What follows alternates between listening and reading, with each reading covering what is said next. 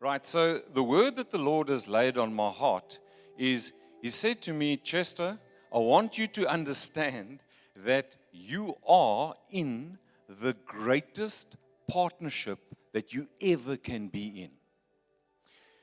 You and the church, you are in the greatest partnership that you can. It's the perfect partnership. Amen. And the Lord wants you and I to understand that in this time that we are in now, it is the time for you and I to, whatever we're doing, whatever He's instructed us to do, to enter into this partnership with Him. Because going forward, this is the only way that you and I will be able to walk successfully according to the ways of the Lord Jesus Christ and be able to walk into that which He has for you. Amen?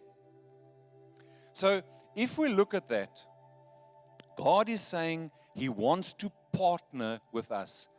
If you have the Holy Spirit inside of you, who's got the Spirit of Christ in them, then you are already in partnership with Him.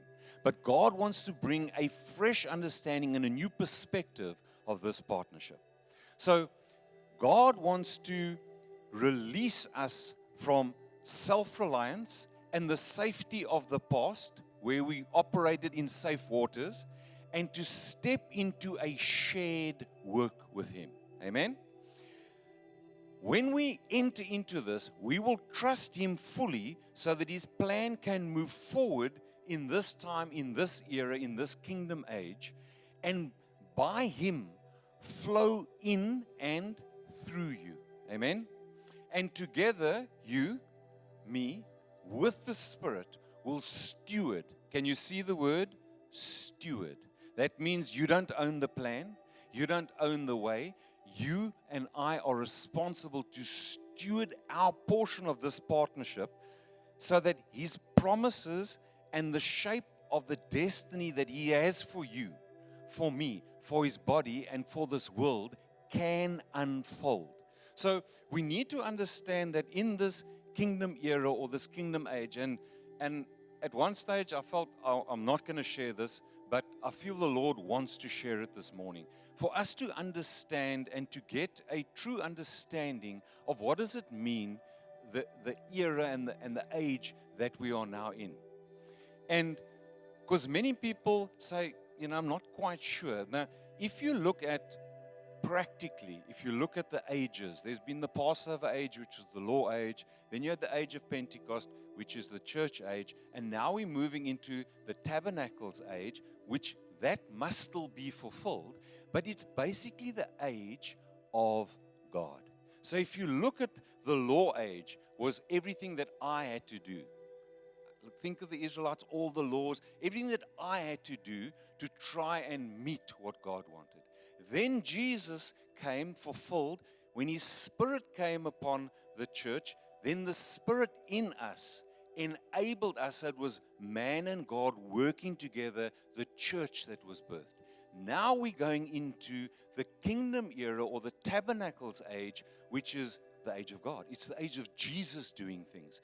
And He gave me this illustration. I want to share it with you. This is Chester. This is me. This is what the Lord showed me. He said, who understands the law age, the Passover age? Who says, I can see that? There was the law, there was the Moses, etc., etc. Then you've got the New Testament. So between Malachi and Matthew, what is there in your Bible? Kom ons praat as min van ons vanoggend. What's in your Bible between Malachi and Matthew?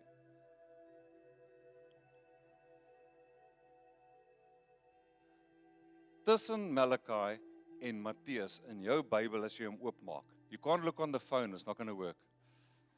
Is daar 'n wit bladsytjie in jou Bybel that separates the Old Testament and the New Testament? Is daar?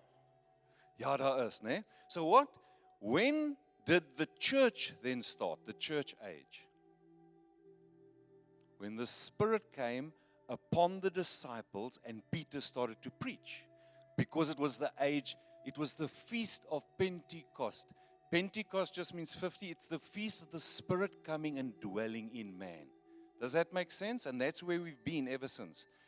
But, so if you technically take that white page and you move it to Acts 2 where the Spirit comes, everything that happened from the white page to Acts 2 was the transition out of the old age into the new age. Does it make sense? It was the transition that Jesus brought in.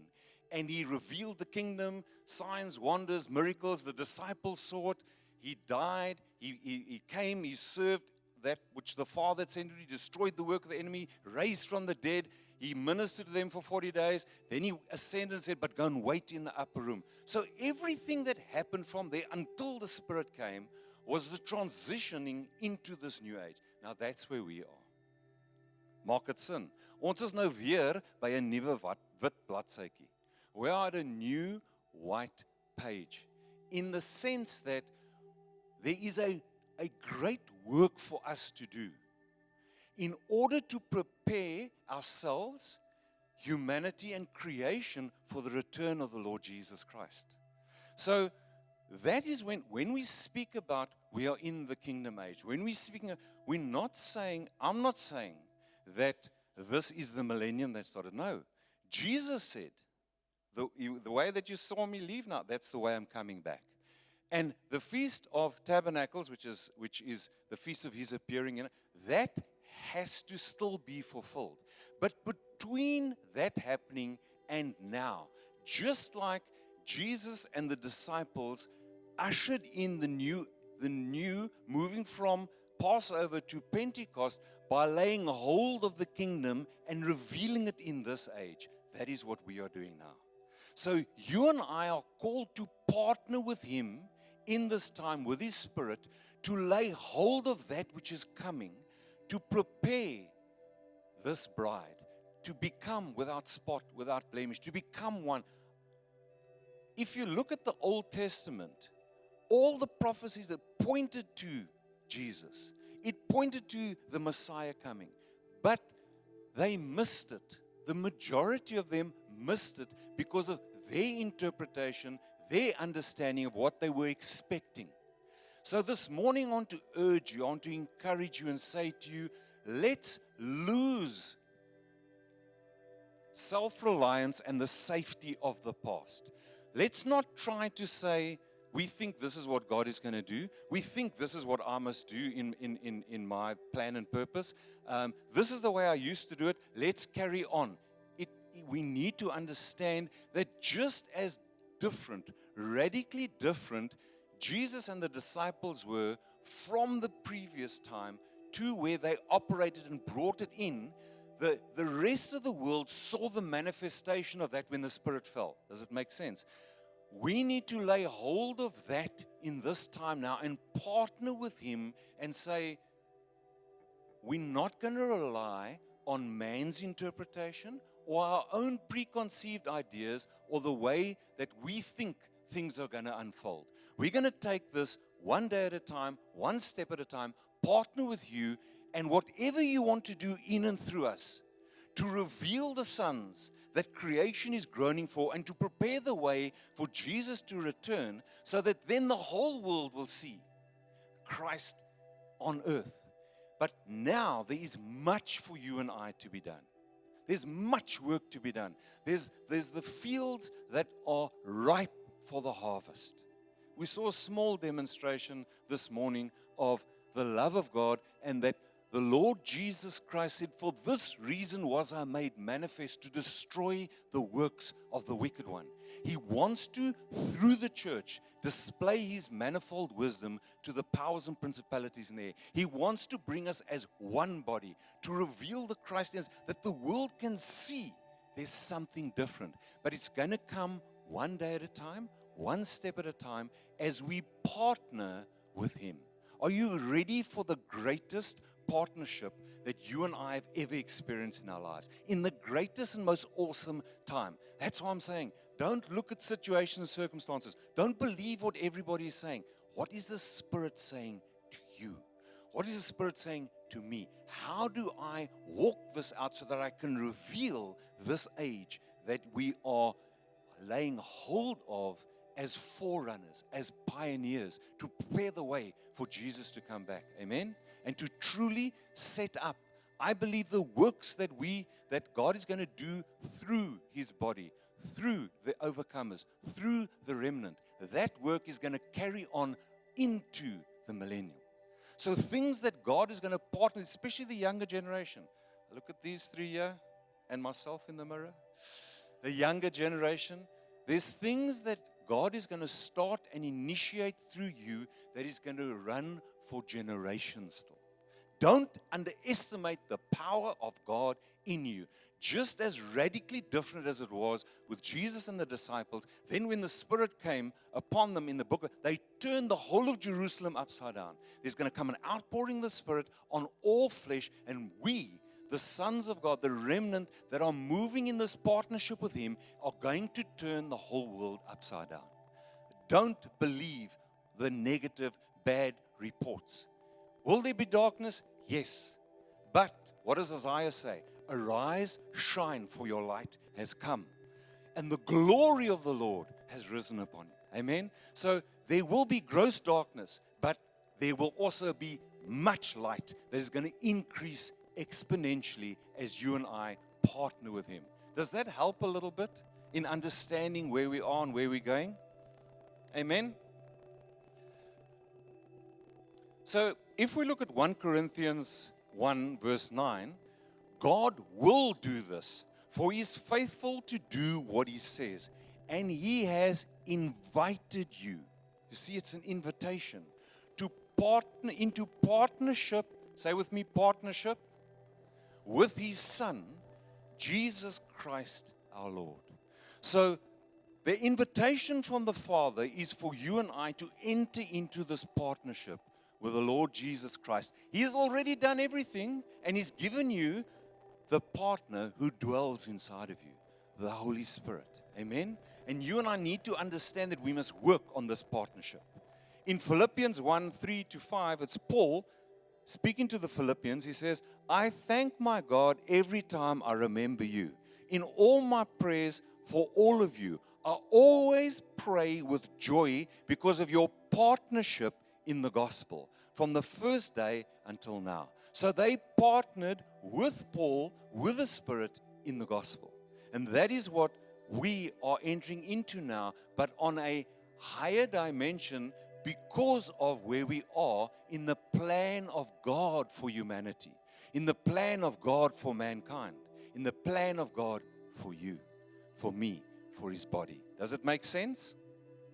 So, seen as it's an invitation, it is the privilege. There's a privilege to being a partner in partnership with God in this time. It's not something that you and I can earn through works. It's an invitation of grace. His grace for us, and then grace, God's released ability, Christ enabled. That is how we're going to do this. God's released ability, where you are, Christ enabled. Amen? And if we look at the word from Noah to Paul, you can look at Noah, Abraham, Moses, David, all the way through. God, whenever He wanted to do something in the earth, whenever He wanted to bring about His plan, He partners with man. Why? In the beginning He said, let them rule. So we have got jurisdiction and authority here. So we can see the pattern. When God wanted to save humanity, He got Noah to build the ark. Amen? When He wanted to set His people free in captivity, He sent Moses. When He wanted to conquer the promised land, He sent Joshua. When He wanted to set up His kingdom, He sent David. When He wanted to take the good news of the gospel to the Gentiles, He partnered with Paul. And I'm saying to you in this age, God wants to partner with you, with me. Amen? He partnered. He didn't bring the message of the kingdom and of the kingdom realm through angels. What did He do? He sent His own Son. And when Jesus came into the earth, Jesus partnered with His disciples. He chose a team of people that the Lord said to Him, that one, that one, that one, that one. And He taught them, And he partnered with them and he sent them out. And they said, in your name, the sick are healed. He says, marvel that your name is written in the Lamb's book of life. And then those same disciples, they then had to wait in the upper room to be partnered by the infilling of the Spirit. Then they went out in their plan and purpose, in their generation, and served their generation. Does it make sense? So you and I need to understand that it's Spirit-led and enabled. So we know that, we understand that, we hear, but more and more and more, because this is the age where it's Jesus and Jesus alone. It's Spirit and Spirit alone. We've got to understand that there cannot be any self-effort. Self-effort worked to a measure in the past. It's not going to work now. And there cannot be any striving. We've got to get into the river of the Spirit and flow with the Spirit. And then let the Spirit flow in and through us. That is what this awesome partnership is about. He has done everything. He's paid the price already. That which you have got to do is already there in the heavenlies. He is out of time. So when we partner with the Spirit and we flow, no self-effort, no striving, no trying, we then move into, let your kingdom realm, let that realm, that purpose which you have, let that influence the earth like it is in heaven, in and through me. Let your will now start to come on earth as it already is there, in and through me, because I'm partnering to be that vehicle to carry whatever the Spirit wants to do in and through you, wherever He wants to take you. This is the time of that, to enter into that partnership with Him. Amen? When you and I enter into this partnership, it will bring peace, security, and direction. You'll have peace no matter what's happening. You'll be absolutely secure that you know this is what the Lord wants me to do, and He'll give you direction. He's going to give you that lamp unto your path. But the way that we work in this partnership is by the lamp unto our feet on a daily basis. So today, what does He light up? Go and do that. Today, what does He light up? Go and do that. He will enable you. And slowly but surely, as Adam saw and shared with us this morning, you will move from lamppost to lamppost, from this light to that light. And as you look down, the light unto the path will start getting brighter and brighter and brighter as you're partnering with the greatest one, the precious Spirit of the living God who indwells you. Amen? This partnership will release solutions, provision, and victory in the area that you've been called to have jurisdiction in. In every area of your life where you're in this partnership with the Spirit, you are guaranteed that He will give you revelation of solution for you and whatever you have to face in that circumstance. No matter what it is, there is solutions. There is provision, because if God is lighting up that for you to do, there will be provision to enable you to do it. And you will have victory. Because if God said it, so be it, God. So be it, Lord. Amen. And if He spoke it, it has to happen. In 2 Corinthians 6, verse 1, it says, we then, as workers together with Him, also plead with you not to receive the grace of God in vain. So the grace of God has been given because we are workers together with Him and with each other.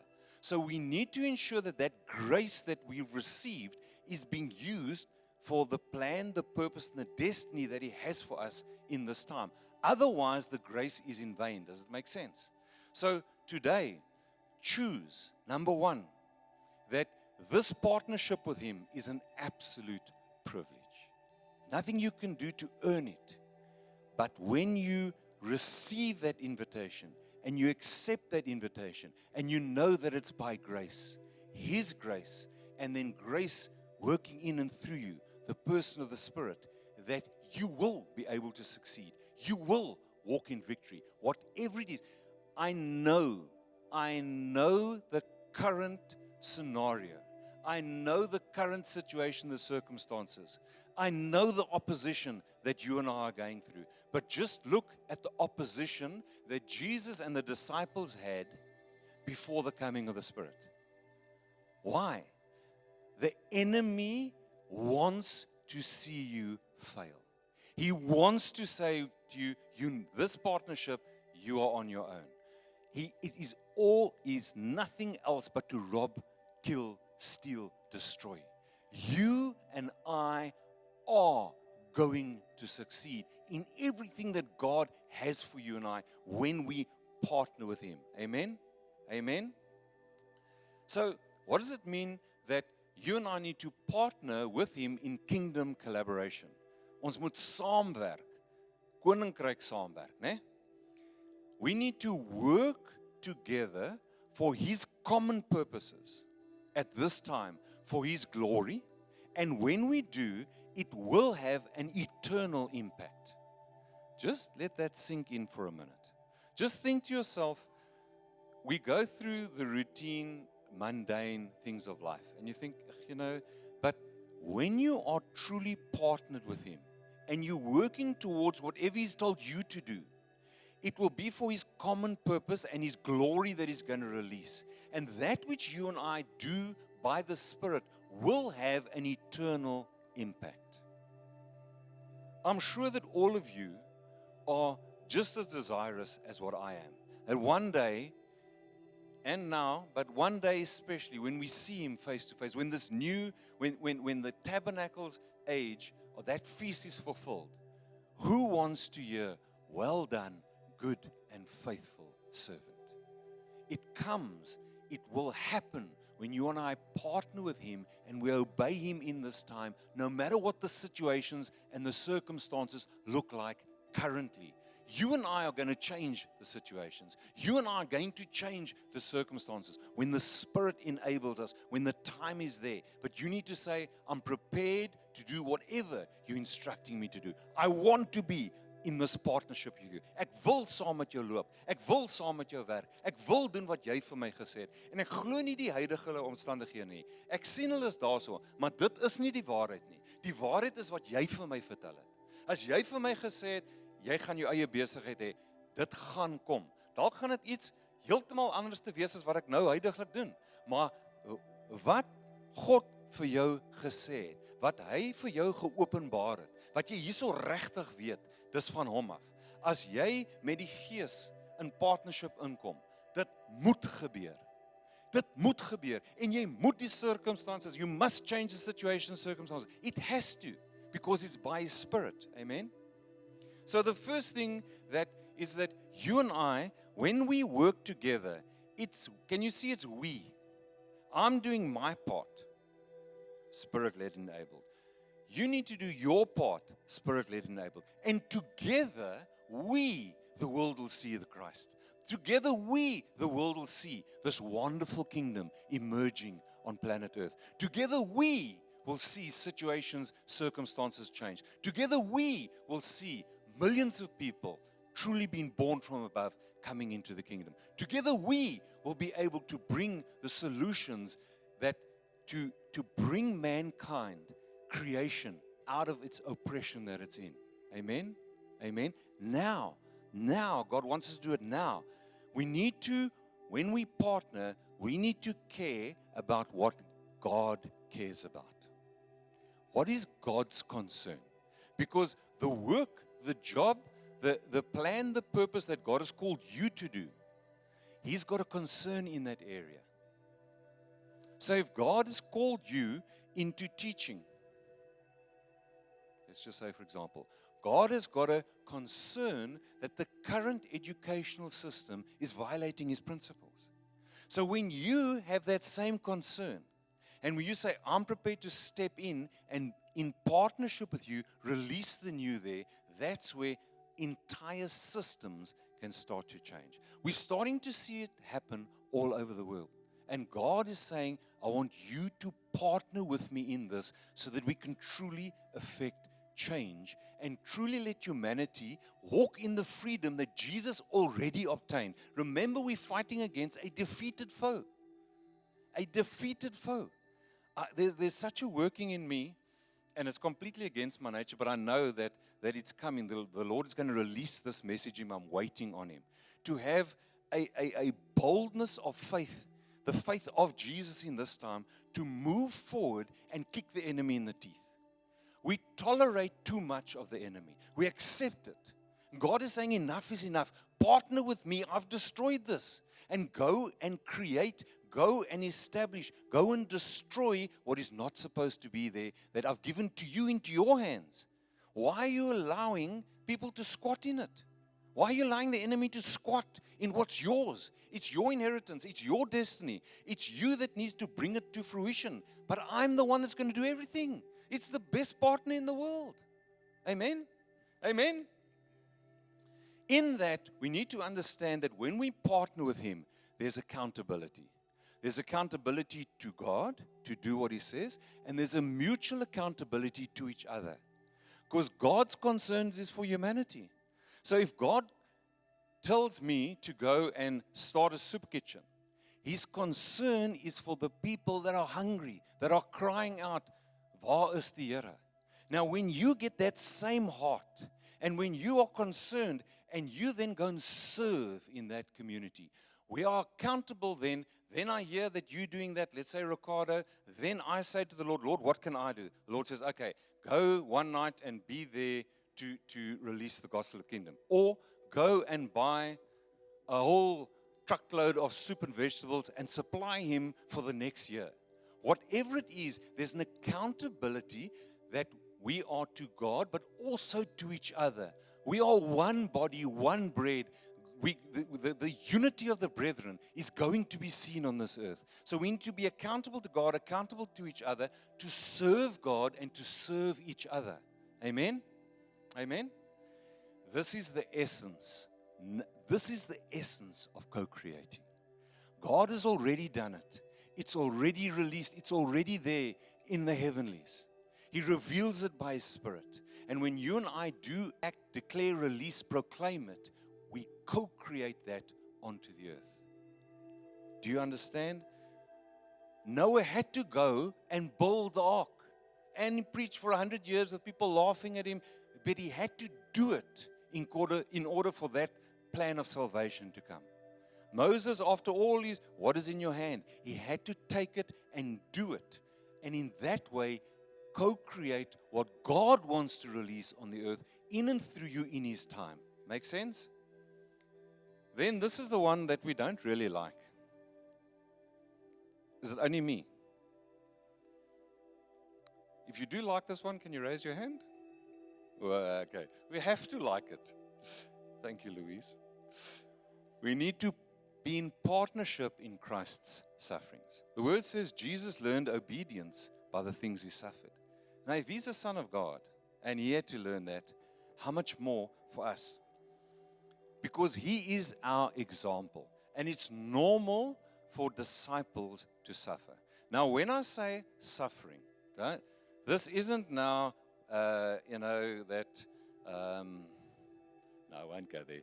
This isn't where there's something that's going wrong, that now, you have to suffer through this. You get attacked in your health. This is suffering. No. That's not what I'm talking about. What did Jesus suffer? He suffered the persecution, the lies of the religious system. He suffered through seeing where they wanted to kill Him. Then He suffered through the cross. But He said He endured the cross for the joy that was set aside, because He knew that then He would be overcome, destroy the works of the enemy, and He would be raised up as the firstborn amongst many brethren. So it means is that where you and I are suffering for Christ to be formed in us, and for the sake of the gospel, and for the sake of one another, for the sake of the brethren, because there we can't lose, because it is not just any old, moeilikheid wat jy deurgaan. Submit. What does the word say? Submit to God, resist the enemy, and he will flee from you. So I'm talking about God establishing things through you, but it costs. Amen? It costs you and I. It cost Jesus everything, but look what He gained. It's going to cost you and I everything, but we're going to gain. Why? Because when we suffer in that way, in other words, that you're going through something to birth something. You hear what I'm saying? You're going through something by the Spirit to birth something. It deepens your union with Christ. The oneness becomes more. Your love becomes more. You learn to lean on Him more. You learn to trust Him more. There's a growth between you and Him. Amen? And that then equips us to serve others, which leads to glory. His glory being seen and released on the earth, and Father getting glory. Amen? So that is why you and I have to go through this. Look at what Paul says in Colossians 1:24. I'm glad. Paulus.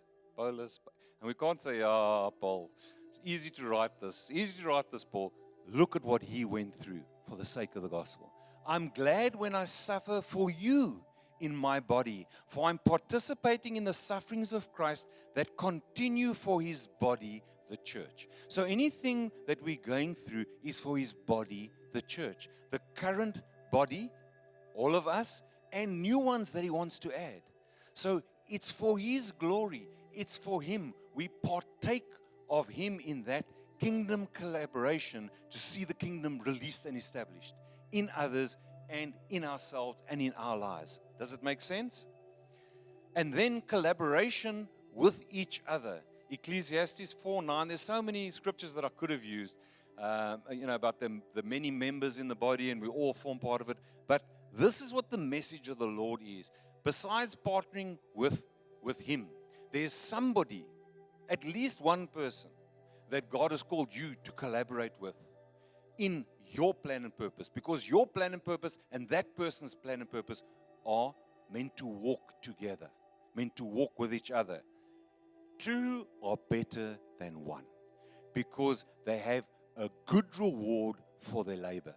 In other words, when you collaborate and partner with who the Lord has partnered you with, and you are both working in Christ, there's a double effort, there's a double release, there's a double reward on the labor that you're doing. Does it make sense?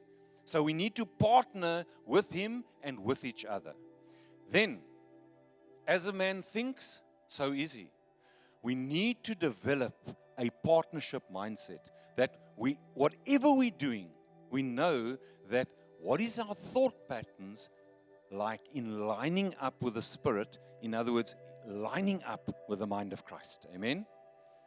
When you and I develop that mindset, we will act by the Spirit to have principle-based thinking. I think that's the best way that I could have put that, so that our thought lives and then our actions will produce the fruit of the Spirit, the fruit of the kingdom, the gifts of the Spirit, the anointing, the breakthrough, the power, so that our lives and in that which we're called to do, there will be fruitfulness.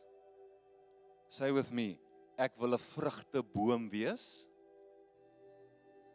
wat vrugte gee. We don't want to be the fig tree that God cursed, Jesus cursed. We want to bear fruit. In this partnership, when you are thinking partnership, when you are thinking Spirit-led enabled, when you are thinking principle-based, it will produce fruit. First mindset that we have to have, God's agenda only. No personal agendas. Take your own personal agendas, lay it one side. Take the agendas of man, lay it one side. What is God saying? And I promise you that for many of us, we're going to see God taking us on completely different journeys. Different to where we are now. But we will keep the same track and vein. Does it make sense? Stewardship. We need to develop a stewardship mindset. Whatever we're partnering with in the Spirit, whatever God gives you, whatever work, whatever He develops, you aren't the owner of it. He is. Because in this partnership, He put in everything. In the business world, there's a terminology that is called you become a partner, and you're a partner because of sweat equity. What do you think that means, Jesse? Sweat equity. When do you sweat? When you're working hard, amen? So that's what it means in business terms. This one comes up with the idea, this one comes up for the funding, and you're the one that's going to do the work. Because you don't have the idea and you don't have the funding, okay? So it's sweat equity. This is where you and I are in this partnership.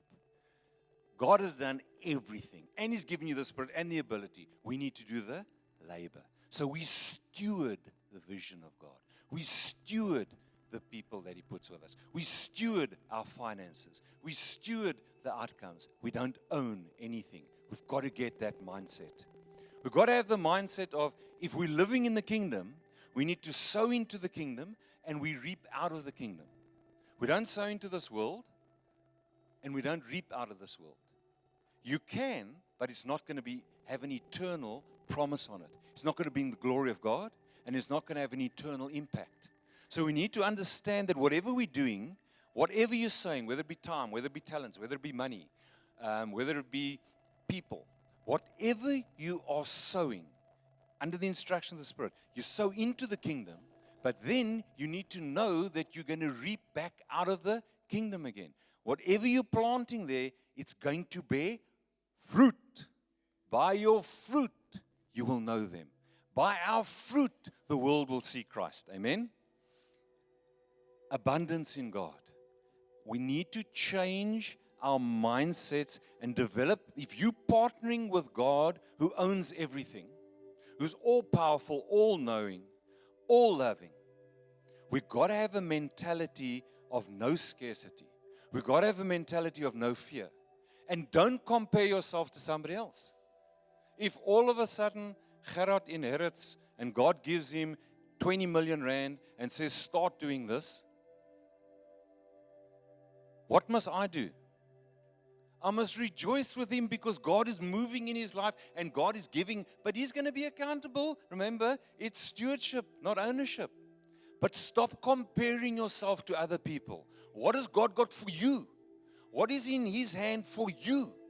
When you have His agenda, when you're stewarding that, when you're sowing, as He says, and you're reaping, you will walk in abundance. Now, we often think in terms of abundance in physical things. But to me, the most abundance that I can ever have is to know Him more, to have more of Him and less of me operating in my life. The most abundance that I can have is to have complete, absolute peace. You can have all the riches in the world, but not have your health. We need to change our mindsets. Whatever you need, God will give it to you. More than you and I need. We need to become blessed so that we can be a blessing. We need to be lending, not borrowing. Amen?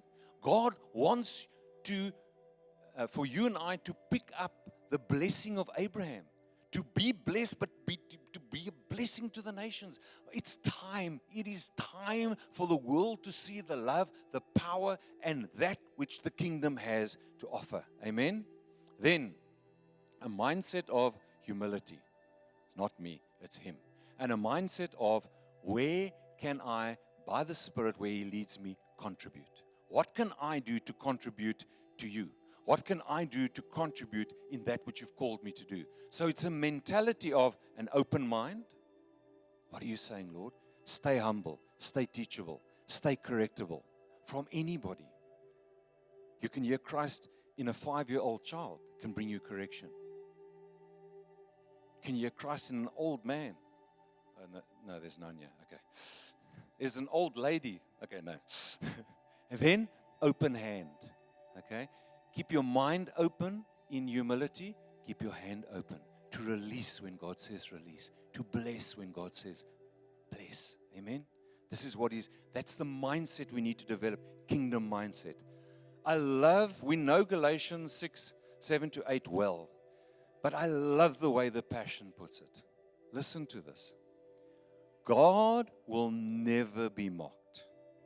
For what you plant, now think of this verse, these two verses, in the term of partnership with God, in the terms of collaborating with God, in the terms of your plan, purpose, and destiny, everything that you and I do from as soon as this God Encounter meeting is over. Because you've now heard the message. hopefully by the Spirit we receive the message. God will never be mocked. For what you plant will always be the very thing that you harvest. You're not going to plant stinginess and reap plenty. You're not going to plant gossip and receive good things. You're not going to plant negativity and receive health. Amen? Whatever you plant, you will always, it will be the very thing that you harvest. Look at this. The harvest you reap reveals the seeds that you sowed. If you plant the corrupt seed of the self-life into this natural realm, you can expect a harvest of corruption. Why? Because you're sowing it into the territory of the one who is a liar from the beginning, who only wants to rob, kill, steal, and destroy. But if you develop a partnership mindset in the kingdom with God, if you plant good seeds of the spirit life, you will reap beautiful fruits that grow from the everlasting life of the Spirit. I want to say to you, the river of God has been released on the earth. It's going to get deeper, deeper, deeper. Get into the river. For wherever the river goes, whatever it touches, it produces life. It produces the fruit of the Spirit life. Amen?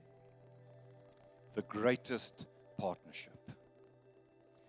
The greatest and perfect partnership that God is inviting you and I into in this age to bring it about on the earth by the Spirit. You and I need to say, Lord, what do you want me to do today in this partnership? What have you called me into to partner with you that I can release it in this earth one step at a time? Lamp unto my feet, getting brighter, brighter. The more you follow the lamp, the brighter it's going to be.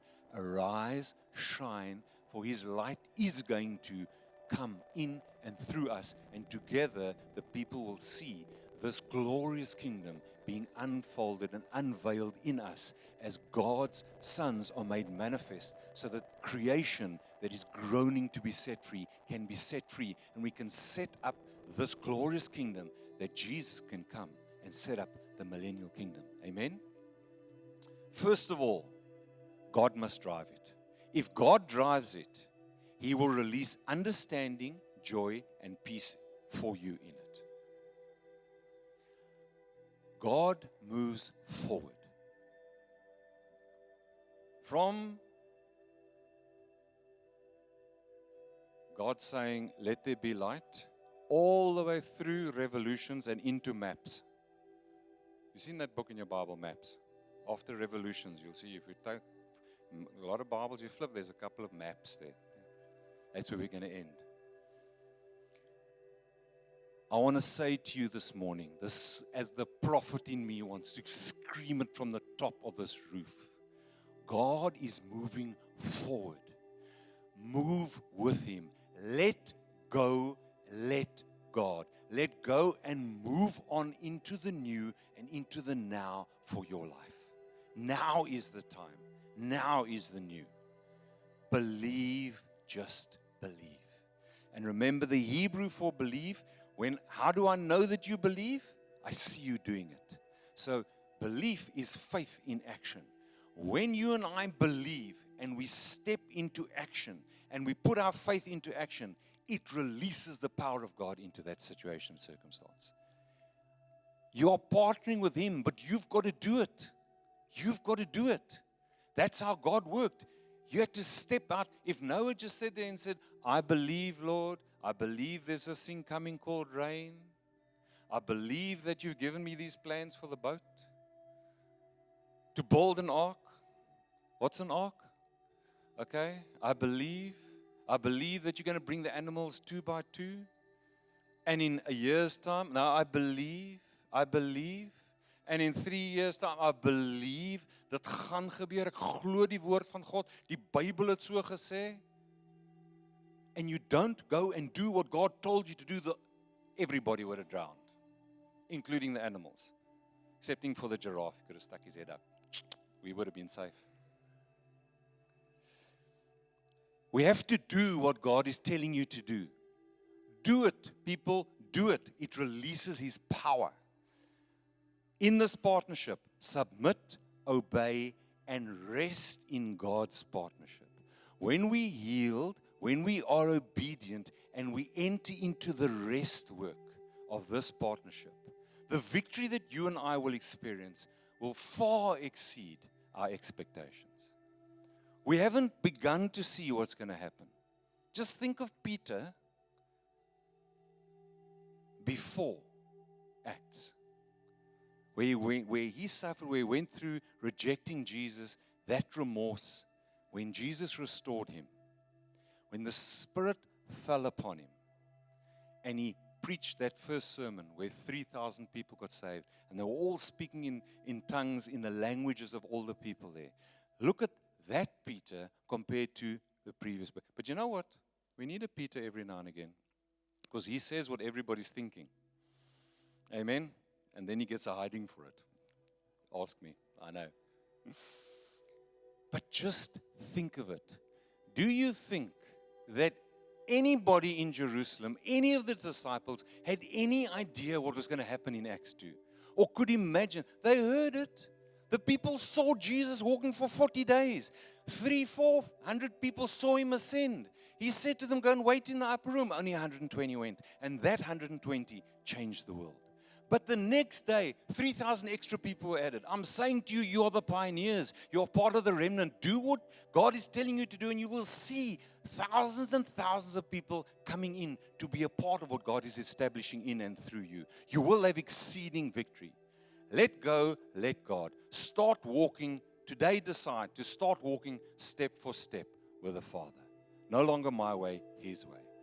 If you and I do this, we will have grace to bear long-lasting fruit for His glory that will have an eternal impact. This morning the Spirit is saying, will you partner with me? Will you step out? Will you put this into action? I need you to step up and do what I've called you to do. Let's bow our heads.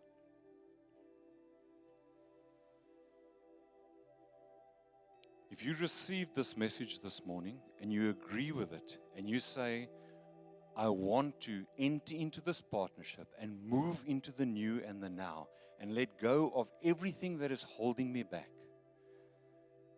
And I want to pray for those who say, but it's between you and God.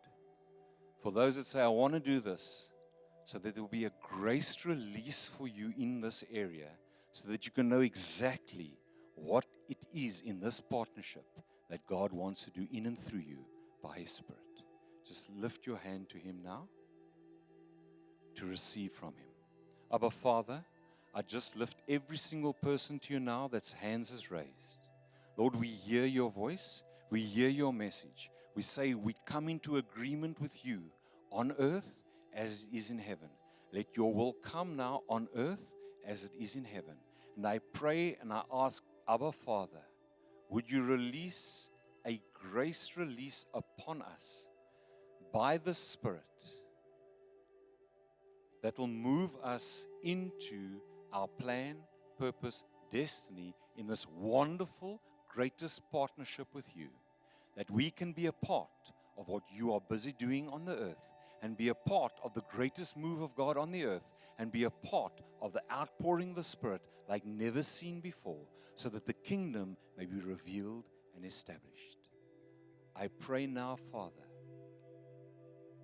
by the hand of the Lord Jesus Christ, let your Spirit now just fall on all of us, fill us and equip us to partner with you, to be bold, to be brave, to be courageous, for the Lord our God is with us. Come now, precious Spirit of the living God. Fall upon us, fill us, give us insight and revelation knowledge of exactly what you are wanting each of us to partner with individually and collectively as living stones joined together in GK1. God's kingdom way of living. I just pray and release that now in the name and the authority of the sovereign Lord Jesus Christ. And everybody said, Amen. Amen.